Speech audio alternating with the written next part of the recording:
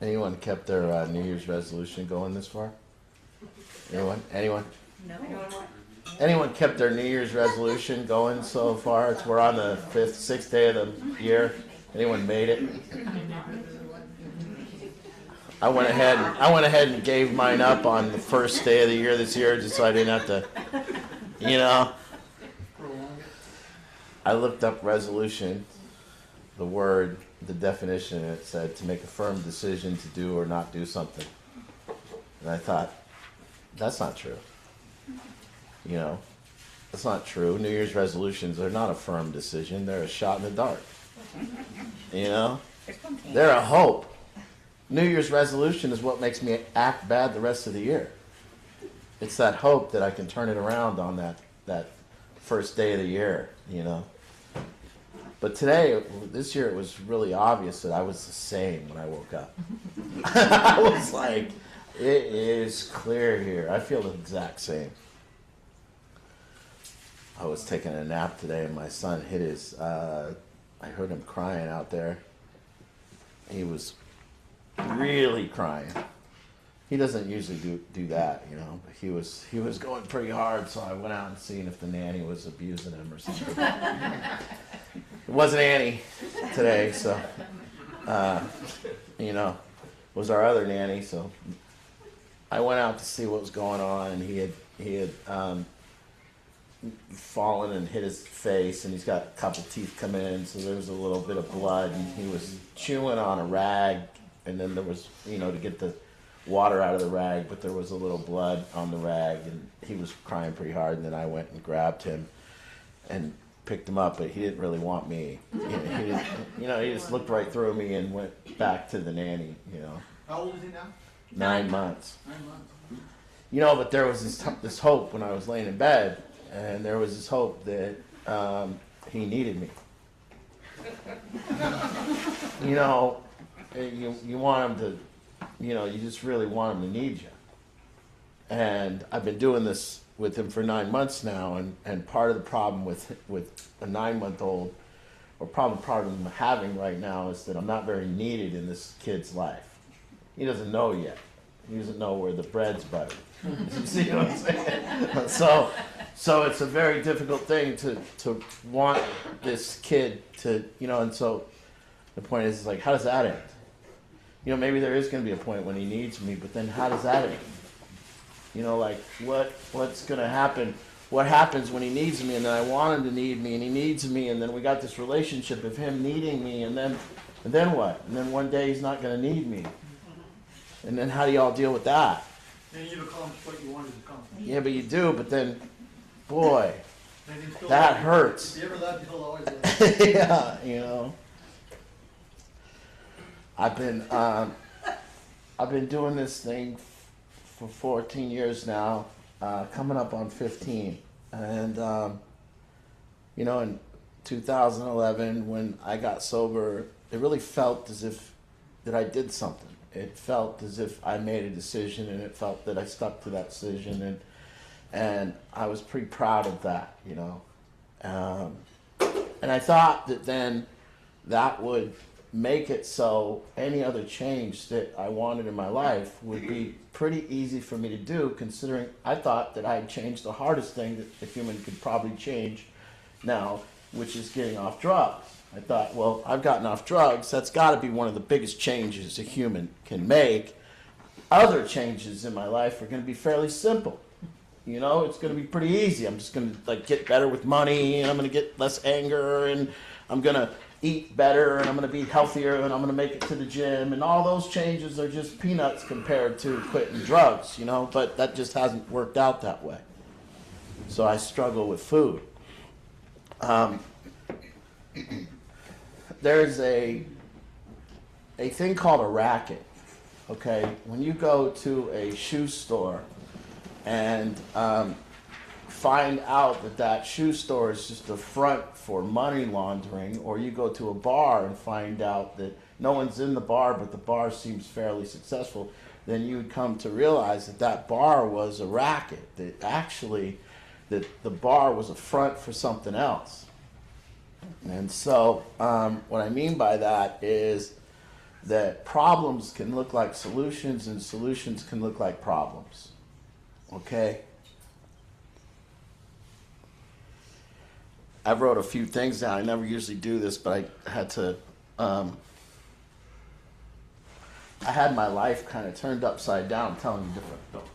I had my life kind of turned upside down 4 years ago during COVID, and I had someone trying to kind of take me out, and like there was a war, and in that war there was a war of a ex, me and an ex, and we went to a war, and that war wasn't just it was on Facebook and it was everywhere. And what happened during that war was every day I had to get up and check Facebook, and I had to check my phone because we didn't know what was going to be posted about us, me and Ange. We didn't know what was going to be posted about me, and it became this thing where it was a problem, but also it was this source of like adrenaline for me. It was this source of like, it encompassed my life, this drama that was going on Facebook, and this drama that was going on in my life, and I was like really fighting for my life, and I was in it. I was in the war, you know. And so in the middle of the night, man, my phone was this thing. If I got up, boom, grab it, see what's going on, see if anyone's texted, see what people are saying. I got to check my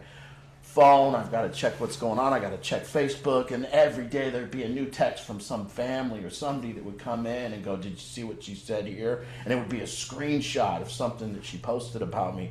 Whatever it was always just like, and it was a war. We were being lied about. We were being, really, really. Anyways, that problem became this real source of a solution for me. It was a solution for an intense way of, it was almost a high, that problem, okay? It was like, man, and since that problem has diminished in my life, and since that problem has went away, I kind of miss it. Okay, I wouldn't say I miss it, but I there's a longing. There's something that's not there. There's something about me being addicted to that. Okay.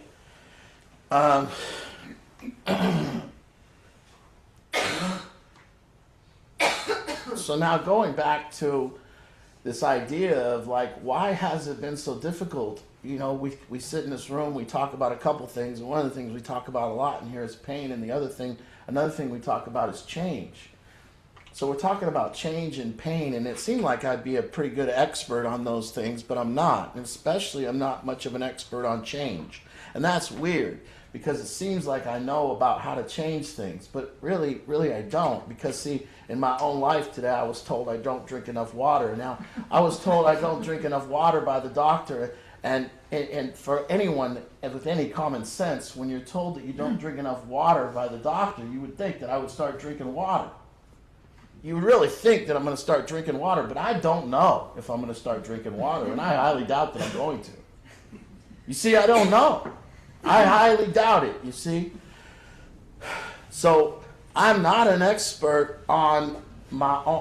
Why do I have my own struggles? And I remember I went to my food doctor. I was in a nutritionist office, and I used to see this lady every like 3 months. And, "Hey, Trevor, you okay, bud?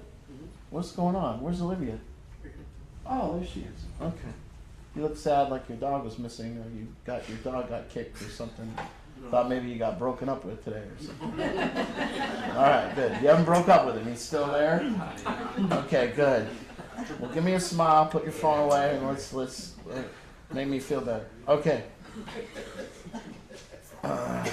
So I'm sitting in my nutritionist's office, and she goes, and I came back after a collapse, and she goes, every time I'd show back up, she goes, "How you eating?" I go, "Like shit." And it's like, what am I going to say? "Well, have you started drinking more water and doing this? And have you started, have you cut back on the carbs?" "No, I went crazy last night." And she asked me a question. She goes, "Don't you teach change?" And she goes, "Why don't you apply what you teach people with drugs and alcohol to food for yourself?" Oh, hell no. And I said, "I don't know, but like pizza's never gotten me homeless is maybe one of the things that kind of, like I've never been faced with, if I eat one more piece of pizza, I'm going to be homeless. So I don't really know."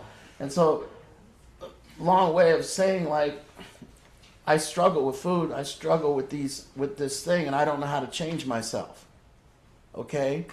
I don't know how to do it, and I'm really lost in this thing, and I'm really hopeless in it.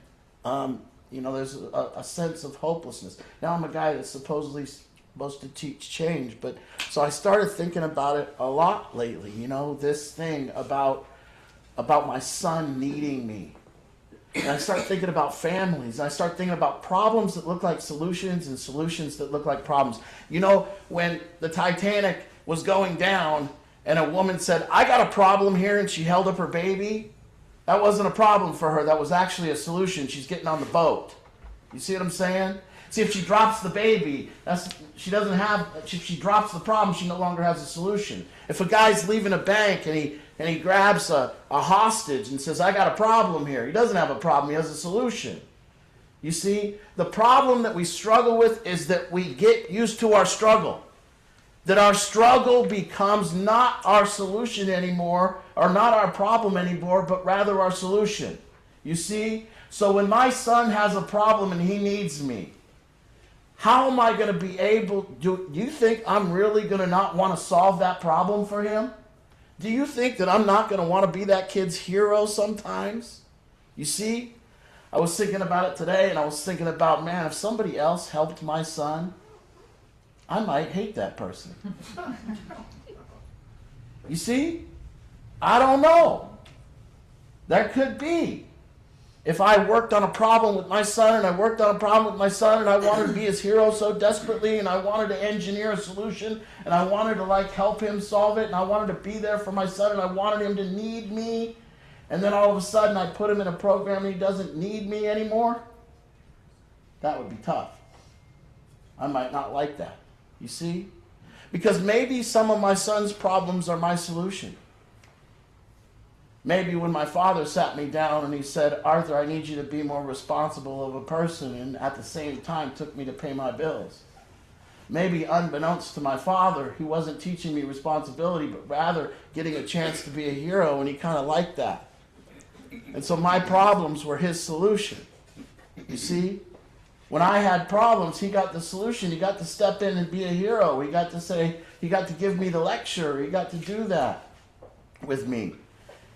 And I feel that way with a lot of people sometimes, Feels real good sometimes to be the solution to somebody else's problems. And then you might actually not be a solution. You see, if you continue to end up somewhere, for instance, if I continue to end up in a pattern where I try to eat good and then I don't eat good, where did I make the mistake? You see, if you have a GPS system in your car and it tells you when you get to the end of the street to take a left, and then it tells you to take a right, and then it tells you to take another left, and you do all that, and then it tells you now drive out to the end of this road, and then 100% of the time you ended up in a ditch. Right? Is it the road did you make the mistake when you turned on the last road, or did you make the mistake when you turned on the first road? You see? Where did the mistake happen? Okay? So when I see people that are struggling with something that maybe no longer is their problem, but rather their solution, when I see a family struggling, we might not have a problem here. We might have a group of people that all have a solution. You see? And if you look closer, there's patterns. If you look closer, before you came to battlefield addiction, most likely you could tell me the pattern that your family was in.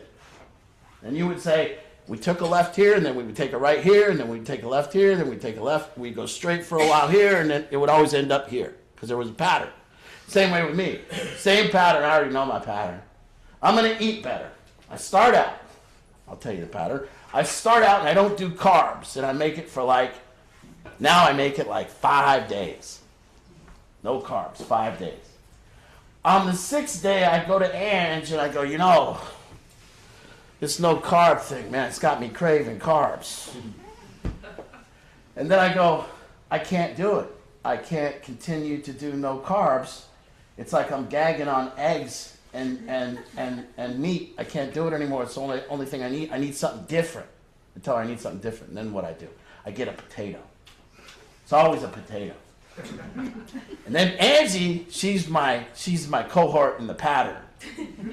Because she goes like this. She goes, well, let's just stick to God-made food. And I get to have a potato because it's God-made. You see? So then I have the potato and it lights up the carbs in my brain and it makes me even hungrier for carbs. And then the next day, I have some toast. And I say I'll just have one piece of sourdough toast. And then I switch to, okay, now what I'm going to do is I'm going to have my days, but for the most part, I'm going to put good food into my body. But then I haven't eaten all of my bad foods for like 7 days. And so now there's a list that's been growing of foods that I've been missing. You see? And that list it's grown here a little bit, and I've missed those foods. So now when I go full-fledged relapse, before I start trying to eat good again, I got to eat all those foods. You'll say, Kate. Yes. Yeah. I say, Kate, run down over to I go, Kate, head over to we have the Big Nation across the street from my house. I said, just run over to the Big Nation. You know, give me a box of Captain Crunch. Give me a gallon of milk. Oh, wait. Grab me like 3 Hershey bars, some Kit Kats, some Twix. And then Angie, my core over here, goes, oh, and get me another gallon of my ice cream. And then we get to the end of the night, and we get to the end of our day, and Angie looks at me and she goes, you gonna have some she'll still say something that I want, like, you gonna have some popcorn or something? And then I'll go, yeah, it's good, because I'm gonna have some ice cream. And then we sit, and that's what we do. And so there's a struggle. Now, where did I go wrong? You see, I didn't go wrong the moment that I put the carb in my mouth. Most likely, I didn't go wrong right there. I went wrong right the day that I tried to start eating no carbs. Okay? I went wrong at the first left. That pattern don't work. When am I going to learn that pattern don't work? You see? So, I don't know where I went wrong. I don't know why I can't, why I have this pattern, but I have this pattern. Many of you that are struggling with your problems, and part of this was that we looked last year, and last year in this program we had 62 consultations that 64. Me and Angie did. 64. We did 64 consultations with families last year. And out of those 64 consultations, 34 came to our program. 32. I thought it was 32. 32 came to our program. Out of the 32 that came to our program, about 28 or 29 are doing awesome out of 32, which means they're either still with us, they've moved on to sobriety, they got their own place, but all those 29 are sober and not on drugs. And for the most part, I think 22 out of 29 or 24 out of 29 is paying an independent and paying their own way. And the other ones are still here and just haven't moved on to the next phase yet. So we went about, and I started looking into, but then there's people that have been around me for years. There's people that have come in and out of the program that struggle, that go out, and I start thinking, maybe I'm not the solution for them, but rather they're the solution for me. And maybe we're somehow caught up in each other's pattern together. And maybe the minute they come back here, if they don't make it, maybe it wasn't the minute that they didn't make it. It wasn't the minute they didn't do drugs. It was the minute they came back here and did the same thing that they've always done. You see, maybe they're in some type of pattern. And I think when we zoom out of our addictions, we're addicted to our addictions. When we zoom out on our problems, we can look that our problems aren't just the bad part of our problems. That our problems and our addictions is also our bad solutions. that we're comfortable with bad solutions. We're comfortable and the people around us are comfortable and we're all in some kind of pattern. We're in it together. And everyone says, well, they treat the whole family. And I start thinking about that and I go, I really don't. I really don't sit in a room with families and say, now tell me how you feel about that, and therapy people and counsel people. And I don't do none of that. So what do you mean they treat the whole family? And I start thinking about it a lot. And I say, well, I think with the 29 people that are doing fairly well, what we've done is we've broken a pattern. What we do at Battlefield is we break patterns, you see? And I start thinking about change, and I think about change in this way now. Change is not usually a resolution that someone makes. Go ahead. Tell yourself you're going to change. You won't get it done. I have an easier time creating change in other people's life than I do creating change in my own. You see? We struggle as humans to make the slightest change in our own life. Just tell yourself any resolution that you're going to have. I know you already failed. Why? Shouldn't that kind of scare you? That we can't change ourselves? That even if we look back to the changes that we did make, that maybe we didn't just out of the blue initiated change, maybe it was created for us by the world in some beautiful way. So maybe it wasn't that we didn't make up a decision and wake up on New Year's Eve and go, I'm going to change myself tomorrow and get it done. We didn't.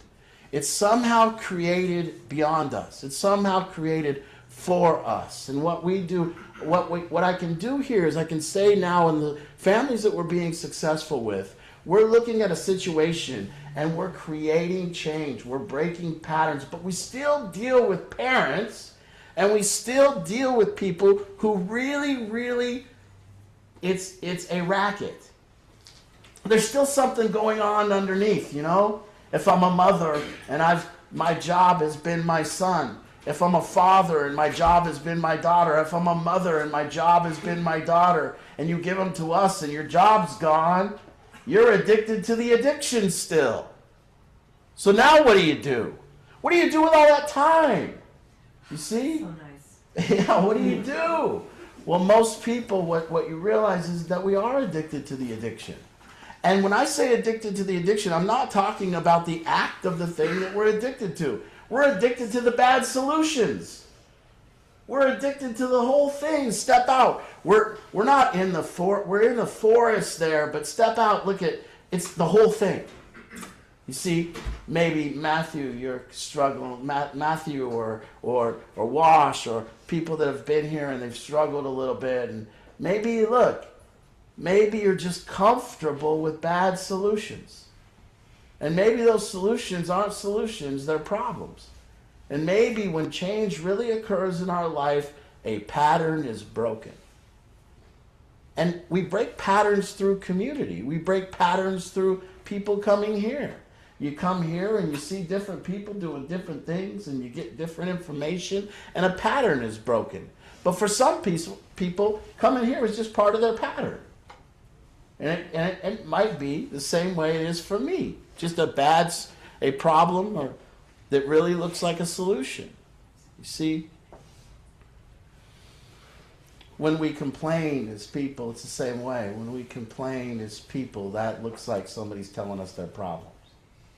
That's what I mean by a racket. A racket is a solution that looks like a problem or a problem that looks like a solution. You see? Methadone. There's a racket. You see, they say, here's a solution, but it's a bunch of problems. I'll tell you another one. Ozempic. Here's the solution. No, that's a problem. Right? Drugs. There's a solution. No, that's a problem. You see? So in this field of change, you got to really start looking at what are your problems and what are your solutions. You got to really look and see which is which because you might not even know. Took me years to figure out that drugs weren't my problem. They were actually a solution. I didn't know that. They were a solution for something. Now, they were also a problem. It's really mystifying. Because you look at it and you go, well, I'm really comfortable with this problem. Well, why? Because it's a solution. That's why. And when my son needs me, I'm going to have to watch out. And when my son needs her, she's going to have to watch out. Because how quickly could his problems turn into our solution? How quickly could we get addicted to his problems so that we can solve them? How quickly could we get addicted to his life and his drama? And how quickly can we look at our phone and maybe we say we don't want drama to come, but maybe we're hoping they are. Maybe your kid's in this program now and you're hoping, there's Art calling. Maybe I don't know. Maybe it's unbeknownst to you. But maybe if you look real closely, there's kind of something inside you that would be okay if there's still a problem because you still want to be the solution. A lot of times parents don't know this, and a lot of times they end up sabotaging things here. A lot of parents end up sabotaging things here because they don't know that actually they don't want this to be a solution. Now that's a hard thing to say. Because what am I going to do if all my problems are gone? What am I going to think about? There will be plenty more. Well, these ones are our good ones. You see, when a problem persists, see, homelessness in Seattle is not a problem for anyone. It ain't going away. Everyone says homelessness is a problem. For who? Name someone it's a problem for. It ain't a problem for no one. Do you know how many people are making their name on solving the homeless issue? They're putting me on a panel to talk about drugs and homelessness. I don't know. Everybody wants it. The nonprofits want it. The cops want it. The judges want it. The programs want it. The housing companies need it. The landlords want it. Everybody wants it. That's not a problem. It's a solution. Won't go away. See? The Democrats get on TV and they say, we got a real problem. Look how the Republicans are behaving. That's not a problem. That's your solution. And then the same way, the Republicans get on and go, we got a real problem. Look at how the Democrats are behaving. And they both complain. They want the other side to fail and they act like they don't. They act like they're not happy.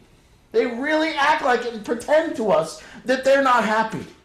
So all the Democrats pretend right now that they're not happy if Trump fails. They're so happy. Now imagine that. We live in a world where we want our own president to fail. And the Republicans wanted Biden to fail. It's the same on both sides. If you're sitting here going, I don't know. Watch your politicians. Name one that doesn't complain about the other side. You see, we talk a lot in this room about commitment. And I hope the kids are getting it because, see, here it is. Commitment is to two things. When I commit to you guys, when I commit to a group, when I commit to a relationship, there's two things I'm committing to. Number one, I'm committing to my growth. My growth. Number two, I'm committing to making it better. Let's name a politician that's committed, if we put it in those terms. You see? I say all that not to talk about politics. I say all that to say that it ain't a problem, all these failures. They're actually everybody's solutions. And they can't go away, and they persist. And I'm saying the same thing happens with your problems in your life. You need to look real close at the problems in your life. Because I guarantee, those problems are probably having a payoff in some way where you're getting used to it and you're happy with those payoffs and somehow it benefits you. If it didn't, you would surrender, you see? When somebody goes and tells the boss that their coworker's desk is a mess, they don't want the coworker's desk to not be a mess. Think of that.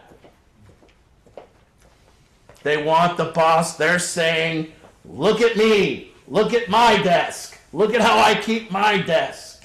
So the thing that the coworker's desk is a mess is not a problem for the person saying it. It's actually a solution, which is a racket. So when you're talking about change, when you're talking about what we're doing here, you have to notice that there is a racket. That your mother, who houses the people in your life that are using drugs, their drug use is not a problem for her, it's a solution. It's a solution for her to be heroic. The problem can't go away because then she can't be a hero. You see? You're stuck in a racket. You're stuck in a pattern. What we need and what I need in someone is my life. And I said I was hopeless. Well, I kind of am, because what I need in my life is I need somebody powerful enough in my life, somebody that can stand up to me and create a pattern change. And without that, I don't know what I'm going to do.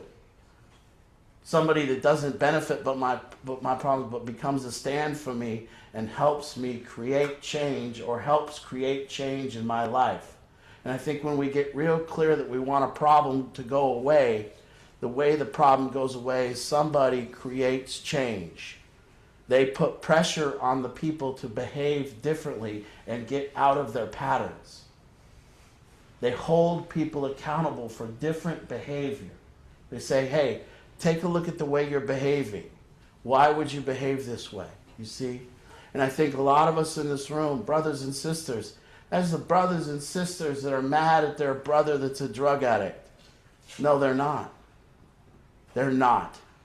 They're not mad. It's not a problem that their brother or sister was a drug addict. If it was a problem for them, they would be trying to love and solve the problem. But rather, they righteously say, how come they get to do that? And how come you treat them this way? And how come that? So it's not a problem for them. It's actually a solution to say, look, Mom, look at me. Look at how I behave. Please, look at I behave good. Look, I behave good. Validate me. And in order to get me validation, I have to point out the failure of my brother or sister. That's not a problem for them. That's a solution. You see? Around this house, if you listen to anyone complain about the behavior of another person, I promise you they don't want it to change. I promise you that they're stating the behavior of the other person so that they can say, I don't behave that way. You see, you got to look close. And knowing this information now, hopefully with my son, I don't get addicted to solving his problems and have them be my solution. I hope. But I don't know, because the level of want that I wanted that kid to need me today was pretty strong. And when he was crying and I put him in my arms, I'm not sad that he's crying. I want to take it away.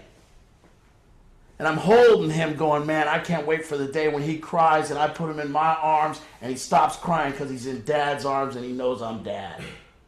I can't wait for that. You see? And I can feel that kind of hunger for that. And I can imagine all of you parents that when your kids started having problems, boy, did you want to be the solution. And you still do, and that's okay. And maybe parents, I know a lot of parents that end up despising me and not liking me because this program became the solution for them. And now the kid doesn't need them and the kid's not talking to him anymore. And I can imagine taking my son to a program and saying, here, get him better. And then once he gets better, he don't need me anymore.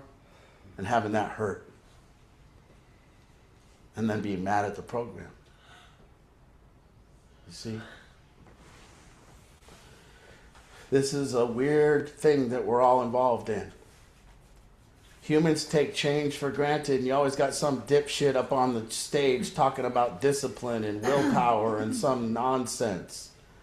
And to that David Goggins dumb shit, that's standing up there and telling everybody how he runs 1,000,000 miles a day and he's better than us and he gets on his shoes and gets up. I'd say, why are you divorced 3 times, dipshit?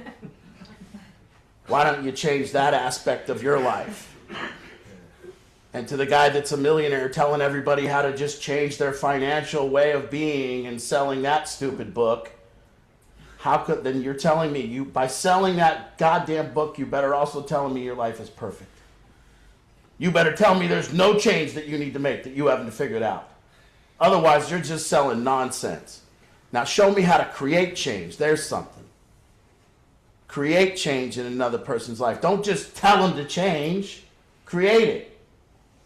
It's very strategic when you start having to help people create change and break patterns. It's tough stuff. Because you become the enemy of the people that are involved in the patterns. You see, there's a lot of people in here that have behaved bad, and I start talking to their parents, and they go, oh, there's Art, he's the enemy, he's talking to my parents. Now think of that. This guy talks to my parents, he's the enemy. Yeah, because you know inherently that I'm about to break up a pattern that you've been involved in.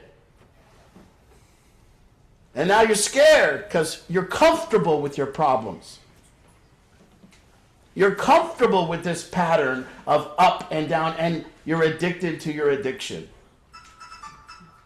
You see, not many people talk about this thing about being addicted to their addiction. It ain't just doing the drugs. You're addicted to going to rehab. You're addicted to getting out of rehab. You're addicted to going back to that meeting. See, somebody goes to 12-step meetings. I say, you should go there once. But let's say you're on your 7th time starting your 90 and 90. Maybe that shit ain't working. Maybe you're making a mistake being in that meeting. Maybe that ain't it. Because maybe you're comfortable, and that solution is actually a problem. Because you're getting a payoff from it, and you're comfortable with it, but it's really not a solution. You see? I can't teach change, but I know how to create it some way. We create it through breaking patterns. So I want you to take a look at anything that you're struggling with. I guarantee there's a pattern. And I guarantee you might not know your pattern, but everybody else does. And you can say, somebody go, oh, they know what you're going to do next, and you don't. With my food, I can stand up and be proud and go, this time, and then Angie rolls her eyes. No, seriously, this time. Well, you're doing the same shit you did last time. No, but this time it feels different. This time I'm really going to get it. It feels different. I love that one in recovery. Hey, you're doing the same exact shit you've done the last 19 times. No, but Art, this time it feels different. Feels different? What the fuck are you talking about? You took a left, and then you took a right, and then you took a left, and you took a right, and I've watched you take a left and take a right, and take a left and take a right, and I know where that car ends up. It ends up in that ditch. Unless a pattern is broken. Unless something different is done. KPI. Anyone know what that means? Key performance indicator.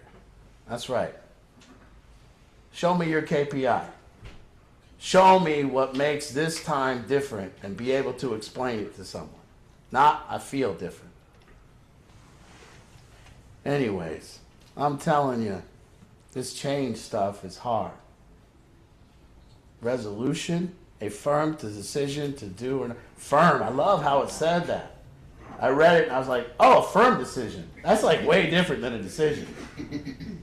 They had to emphasize firm. You know, resolution, that if you said we came to a resolution, you'd be like, oh shit, you guys solved it? But if you say New Year's resolution, you know it's full of shit. All you gotta do is add New Year's to it, and it means it's nonsense. It means it was a human being in the same bullshit pattern they were last year, saying the same shit they said the year before. But resolution, now that's a powerful word. You see? That's created by a group of people that change a pattern and have some resolve.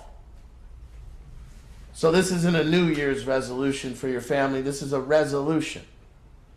This is a resolve to be out of a pattern and do something different than we've done. And we're not making a firm decision to do that. We don't make that decision. We're actually being held accountable by a community that requires it. And if we stay, it's impossible to not make it. Because if you stay, the accountability is required, and you will have to be out of your pattern, and all you got to do is just stay, and we will require each person in the family to change those patterns that actually we thought the pattern was a solution, but it's actually a problem. So when you thought buying that kid a car was a solution, it was actually a problem. When you thought putting up an apartment and making it so they're not homeless was a solution, that was actually a problem. When you thought taking their phone away and punishing them was the solution, that was actually a problem. And it goes on and on and on, where almost every single solution that you came up with was problematic in some way. And when they say go to treatment for 30 days and get out, but all the players that are involved in the pattern aren't learning how to change the pattern, that's why treatment doesn't work. Because it's just part of the pattern, and the treatment is just another part of the problem. Because it's just the left and then the right, and the left and then the right. It's just the road. And I actually learned to go to treatment, and when treatment starts sounding fun, you've went too many times.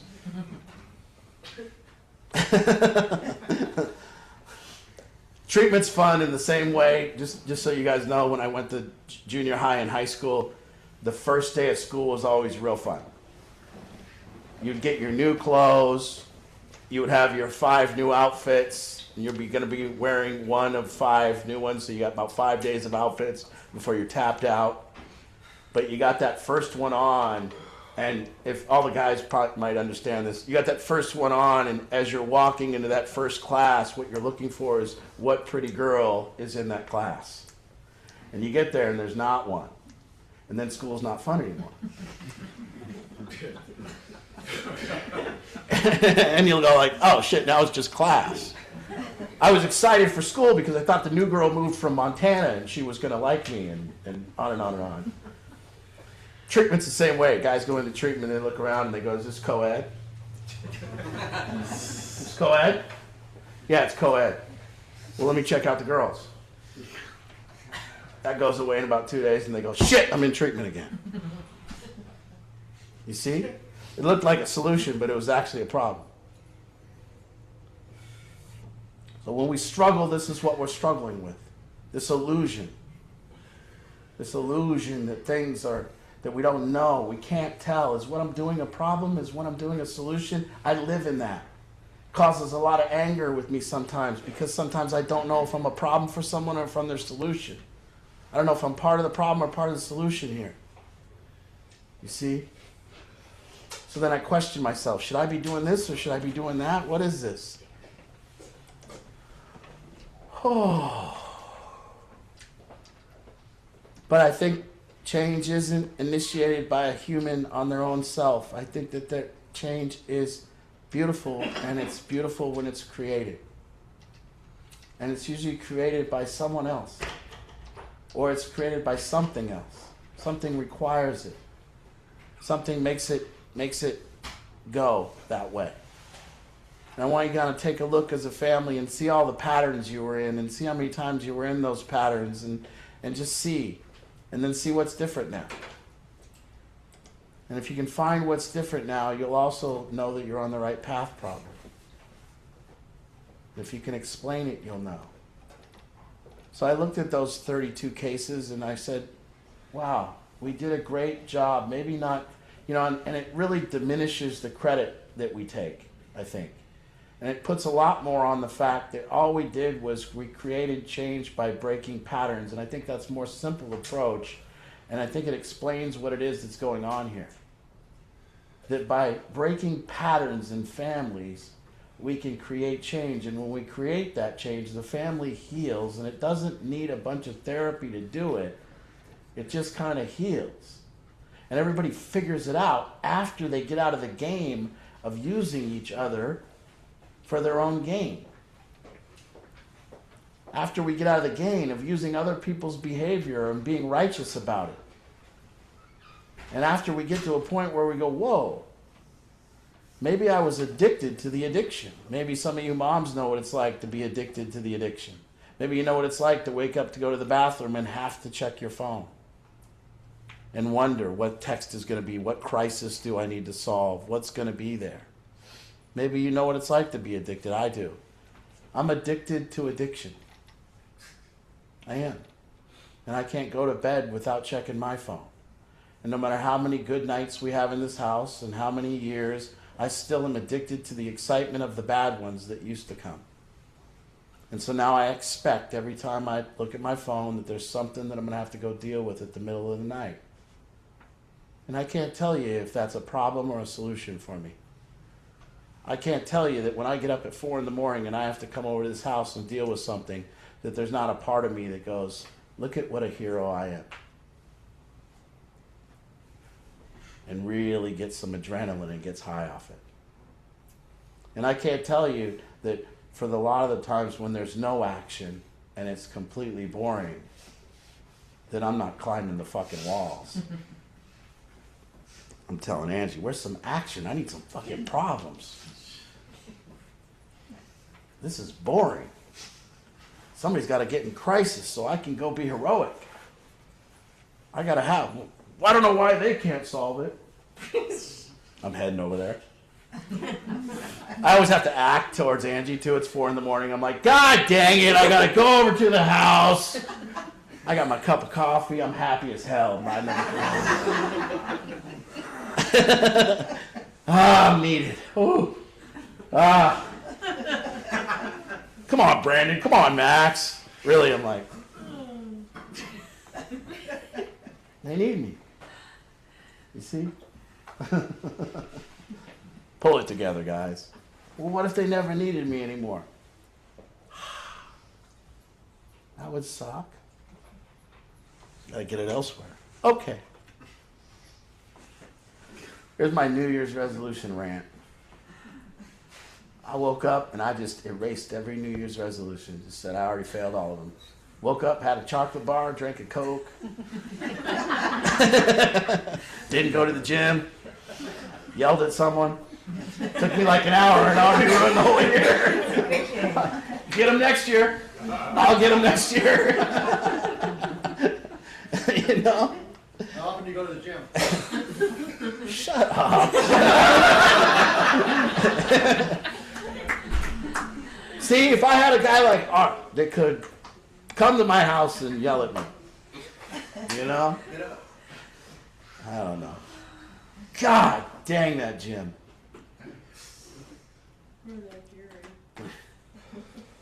You know what a gym membership buys you?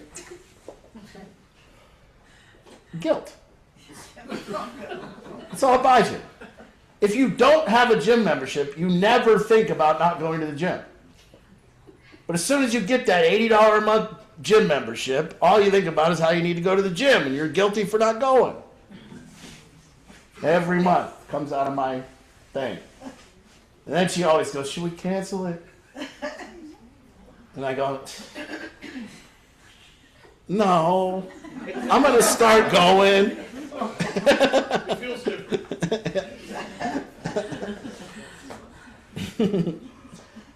Damn that gym. Maybe your heart is there, but you're not. I think it's very suspicious, the gym. I want you to notice that there's not many overweight people at the gym. I think that's very suspicious, and we should think about that. I think almost everybody at that damn gym doesn't need to be at the gym. I think they're there for vanity. The only guy I like at the gym is about 70 years old. He's overweight. He's wearing an all gray sweatsuit. He's got pit rings up to here. He's got a headband on because he's sweating so much. And he's on that thing with the... I like that guy. He needs to be there like me. I can nod at him. I don't need to see the 5'7", 110 pounds, 2% body fat, bouncing around, running full speed on the fucking treadmill. Like, you don't need to be here, Chase. Relax. Back it down. I want to go to the gym with all people that need to be there. Guys that can't lift much weight, like me. Guys that can't walk or run very far, like me.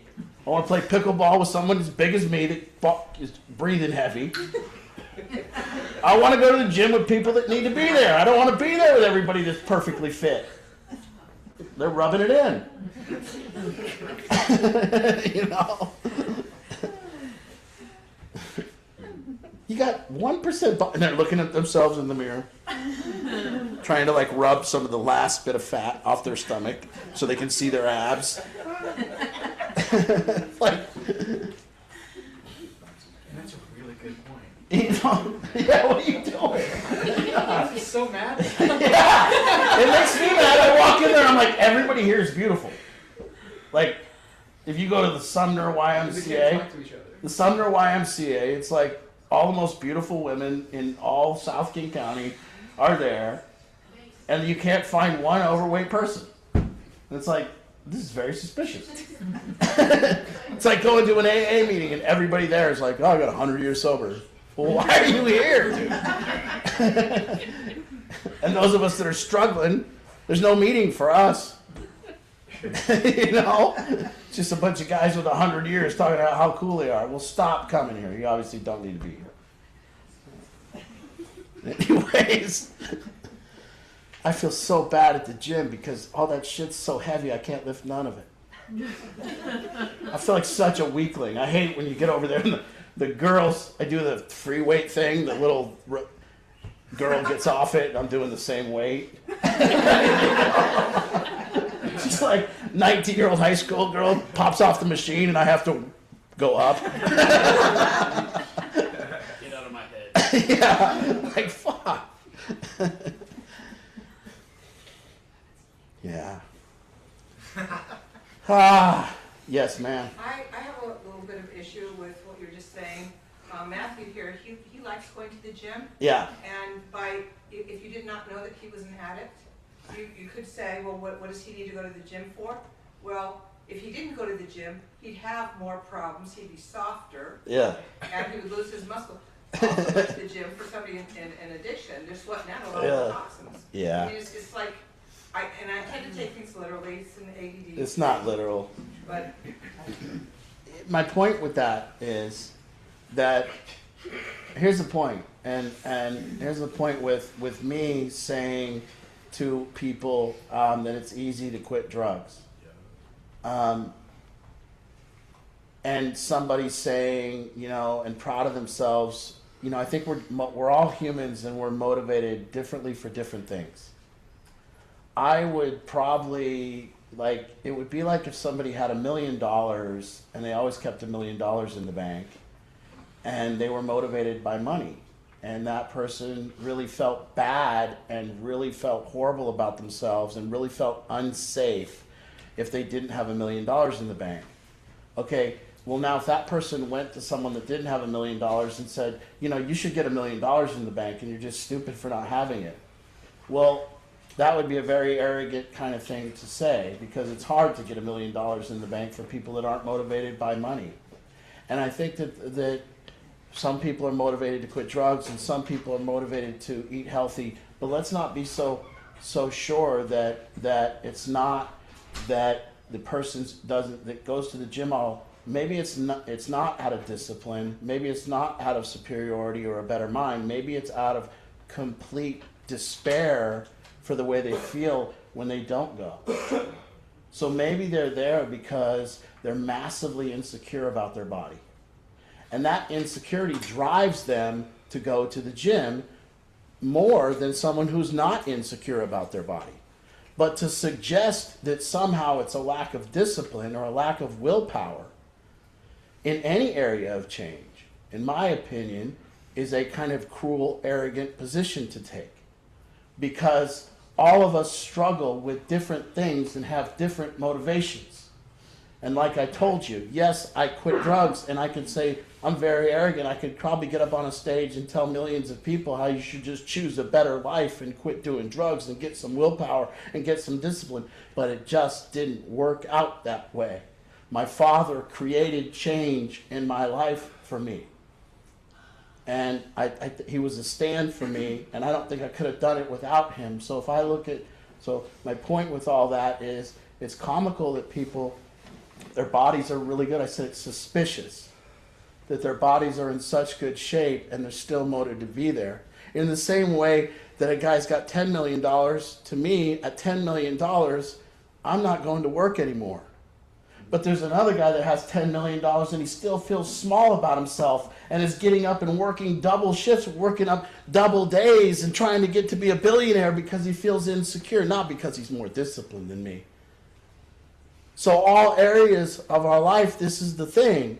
Some of us are good at some things, and maybe it's not because we're good at it or disciplined or better than. Maybe it's just because we have internal motivation for those things that other people don't have. Some people eat better, and they don't eat better because they're better humans. They eat better because they're internally motivated different than somebody that doesn't. That could be the case. I'm not saying it's true. I'm just saying that this change thing is and for me, that's the thing. I already know it's very hard. If I looked at a kid in the program and say, you need to do what I did, that don't work. How come it don't translate? How come change doesn't translate from person to person? Because we're humans and we struggle and we rationalize and we do things, and to have the compassion for each other to say, oh man, I could probably help you try to create change in your life, but I can't tell you how to do it in the same way that I can't fix these bad areas of my life. Otherwise, then I'd be sitting up here and tell you if I could teach change and discipline and willpower, I'd just sit up here and tell you every area of my life's perfect. When it's not, I just change it. I just make a decision, and I make a firm decision, and I just change it. Except I can't make a firm decision to change anything. It's slippery as hell. If I tell you tonight that I'm going to make a change and I'm not going to be as angry and yell at people, I'm going to try to not do that this year. I have no guarantees, and I don't know if I'm going to do it at all. And if I tell you I'm going to go to the gym, I have no guarantees, and I'm not going to do it at all. If I tell you I'm going to eat better, I'm not. At least you're honest. Yeah, and if I tell you that I'm going to drink more water, I don't know. You see? Are we hitting bottom, or is something else creating the change for us? And I think that's the premise of Battlefield. And I wish the kids, I hope one day that the people that have done this program appreciate the artwork of it, the nuance of it. The fact that we saw that we had to create change in your life through other people. And I would rather be thanked for it than told I'm a bad guy. See, a lot of people in this program, a lot of the kids that are here, we didn't meet them for 2 years before we created change in their life. Because we knew that you can't just go to somebody and tell them to change and have them get it done. That it's actually very tough without other factors showing up in our life, without other people to do it for. So I'm very proud of the way we create change in a human's life through the people around them that are all involved in bad patterns. And in order to break those patterns and turn people's life around, it takes a lot of work. And I know that this is true, that that's what we do, and that's why we have success, because the people that we can't get a hold of their family and we can't get the players involved and don't have family, they struggle way harder with change. We're not as successful. We just don't have all the players in the game. But with everyone else, we pretty much got it locked down. Now, that doesn't mean it goes perfectly. It means we're going to get it done one way or another. But there's bumps in the road.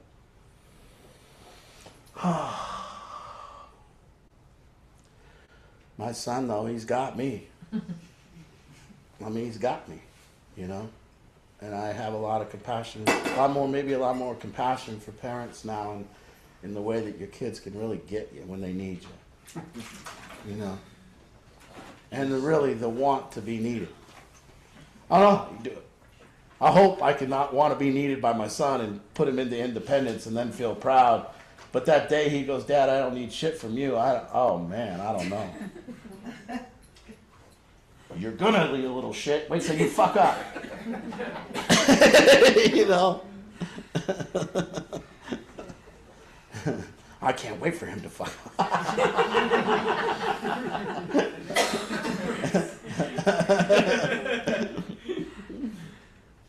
You know?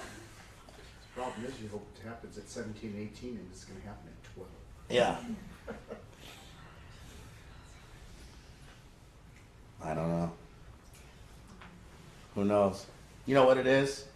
This is what I've learned so far, just watching it, is universe, God, whatever gift, whatever thing gave me this gift of my son and gave us this gift, whatever gave us this gift, whether it's God or the universe or whatever you want to call it, he gives it to you where he gives this beautiful long introduction. It's this gorgeous long introduction where every day he's introducing my son to me in a little different way. And it's just a little different look that he does, hand movements, a little stuff, and it's this beautiful falling in love. Like everyone always said, when you see your son, didn't you experience more love than you've ever experienced? No. No, I experienced a lot of fear. But now what I'm experiencing is this beautiful falling in love and introducing the world, having the Creator introduce my son to me. And every day I fall deeper and deeper in love with him. And that's what it is. It's this beautiful, slow, long introduction that you want to go faster, but you don't want to miss it. I want to get to the point where he says, Dad, but I don't want to miss this part. You know, I want to get to the point where he goes, Dad, help me. But I don't want to miss this part because it's too cool too. So it's a beautiful thing. And we have 10 minutes. Anybody on Zoom got a question or comment? Anyone? Yeah, anybody out there on Zoom, if anybody has any comments, questions, you can use the raise your hand feature, unmute yourself, something like that. See, if there was a guy like me, and Angie went to see him, and she said it was a battlefield food, and she went and did a consultation with him, and then Angie and Kate and Angie and my sisters, they would do an intervention, and then they're like, they come and tell me that Angie's gonna leave me if I don't stop eating, That would be a way to create change, maybe, Or maybe I would be like some of your kids and go, I'm going to the hotel and just sleep on bags of Doritos until I ran out of money. Run out of money on my last Dorito. Gotta come back home, hit bottom. Yeah. Maybe you should watch that show, My 500-Pound Life. As people get there, they can't move. They always got this. I've watched it. Well, I watched that movie, The Whale. No, I haven't seen that, but What a name. And I've watched that 500. They always got some enablers around them. That, like the guy ordered the pizza, and he's like, bring it in. And the guy has to actually walk the pizza in because he can't get up and shit. Yeah. Angie, just bring it in here.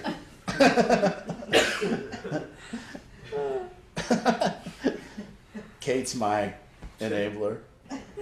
I love it. I get Kate 1 o'clock in the morning, whatever time. You want me to run to McDonald's? The other day, Frugal's is down the street from our house. I was gonna do a couple burgers from Frugal's. But Kate one up me. She's like, I can go up to Federal and go to Dick's. And I was like, and then I handed her $40. And she goes, it's not gonna be that much. And I go, yes it is. You don't know me.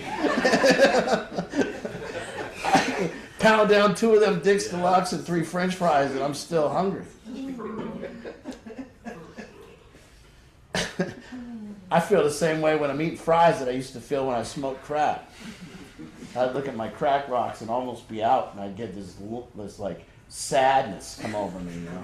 I look at the bag of fries and I get down to those last. Sadness is coming over me. There's got to be 3 more in the bag or something.